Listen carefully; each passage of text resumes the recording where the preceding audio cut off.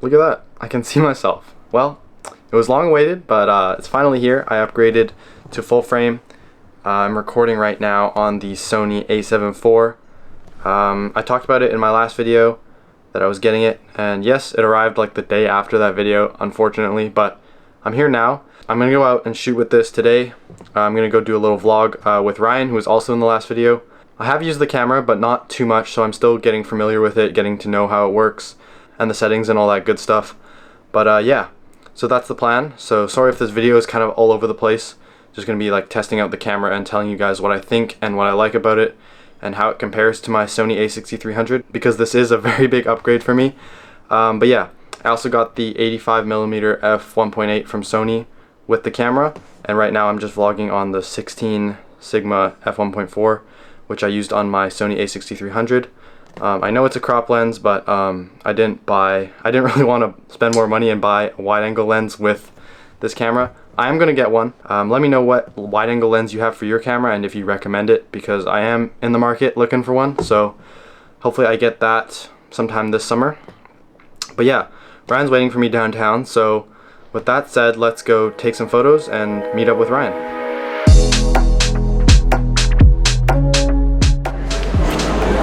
Oh, what's up? How's it going?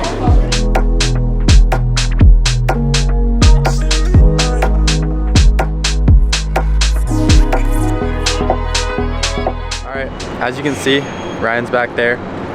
We're on this parking garage, top level, so been here quite a few times, but the view is always nice, so we thought we'd take some photos around here.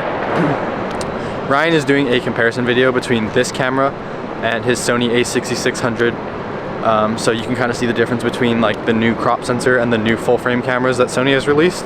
So if you want to watch that, go check it out on his channel. It'll probably be out in a long time because he's very behind on his videos. He has a lot of editing to do, but yeah, so I thought I'd talk about like I guess why I upgraded to this camera, because I stuck with the Sony A6300 for I think 3 years, since 2019. So I'm a little dark, it's getting a little cloudy, but yeah. So I guess we can start from the beginning. So originally I started with a Nikon D90, which is a camera from like 2008.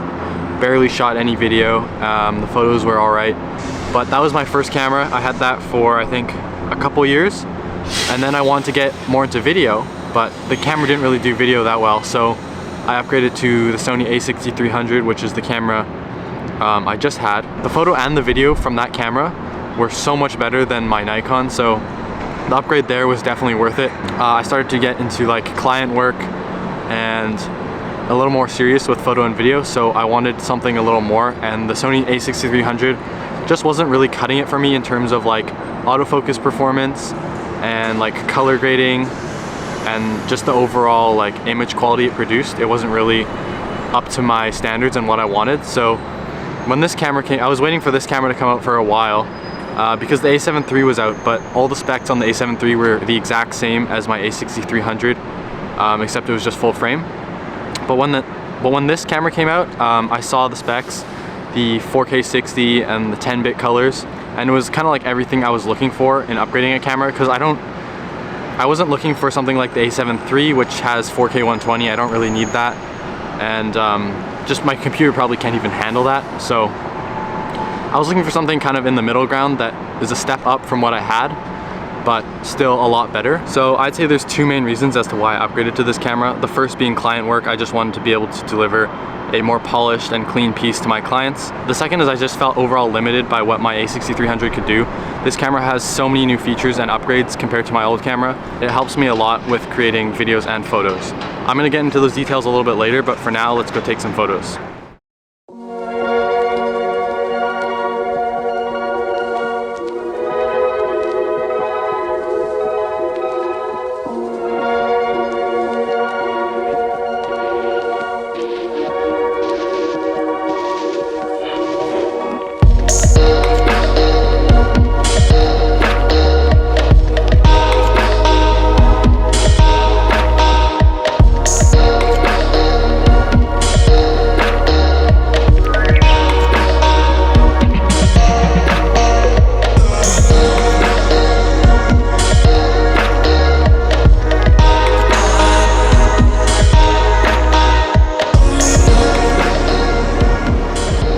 so now that you know why I upgraded, what are some of the differences between this camera and the A6300 in terms of specs?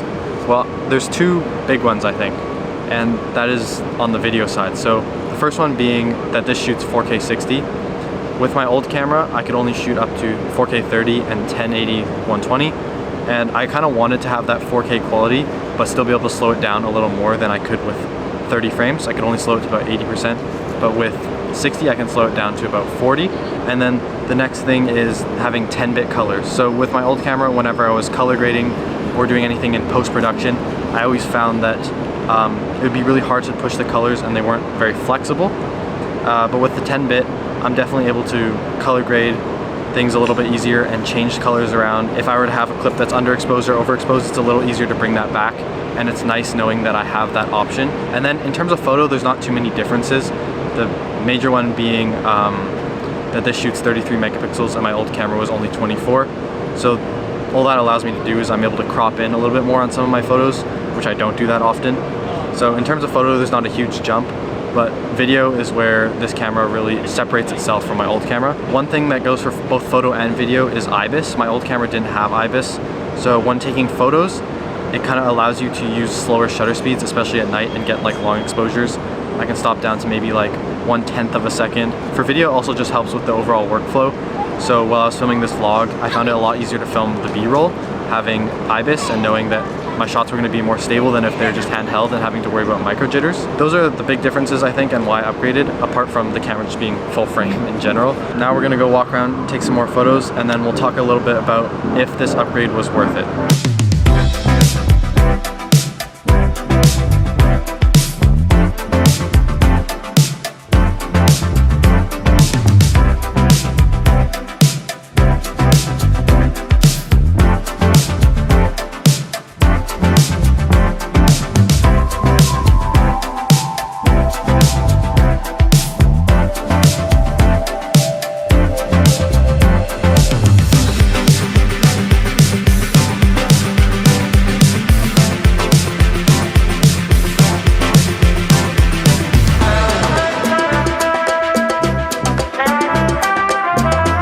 So we're basically done shooting, and before we end the video, we just want to talk about like if upgrading your camera is worth it. Now, what do you think before I say anything? Like, what is your opinion? For me, I'm shooting on an A6600, so I think if you're shooting on Sony, you can break it down into 3 different generations. So the 6300 is released on 2016, so that's generation 1. This is generation 2, which is released in 2019, and you got an A74, which is released on 2021. So I think if you're coming from a Gen 1 camera like the A6300, I think it will be worth it because the color science is definitely like a little outdated. But for me, with my A6600, I never have any problems with it. Like really, I have the IBIS here. I think the colors are great, 4K is great, low light is totally fine, usable. Like for me, I don't shoot client work yet, so for my YouTube needs and like my Instagram, all of that stuff, I think is totally fine. If I were to get an A74, it would be great, but I don't really need 4K 60 at the moment, and I don't find, like 10-bit would be nice, but also the file size would be super big for me, so I might not like that workflow. But for me, I'm happy with what I have so far, and yeah, those are my thoughts. And what about you? Yeah, I'd say coming from like, I guess, the first gen, so an older camera, it's like there's a big difference between the performance of that camera and the performance of this camera. Like in the last section, we kind of talked about the specs. So when there's a big gap in the specs like that, I feel like it's worth it to upgrade. But maybe when there's not so much, like coming from Ryan's camera, when the specs aren't that different, it might not be worth it to upgrade, unless if there's like one thing maybe you really, really need. But yeah, it was worth it for me just because my camera was a little bit older, the autofocus wasn't the best, color science, low light performance, all of that was like kind of lagging behind a bit from the newer cameras. And also, like I said, for client work, it's a big upgrade and well worth it. Yeah, more reliable. Every YouTuber says this, but whether you upgrade your camera or not is up to you, and if it's worth it, it depends on your situation and your setup and what your needs are. So yeah, you kind of got to assess that for yourself. If you feel like you need any help, feel free to DM any one of us on Instagram. We'll try our best to help you. But yeah, I'll also leave Ryan's Instagram and YouTube in the description. Be sure to check that out. Takes some nice photos, and his YouTube channel is very entertaining and informative. It's very good. I enjoy the videos. Thank you. Makes great vlogs. Alright, so that's all we kind of have to say for today's video. Yeah, I hope you enjoyed it, and thanks for watching. I don't even know.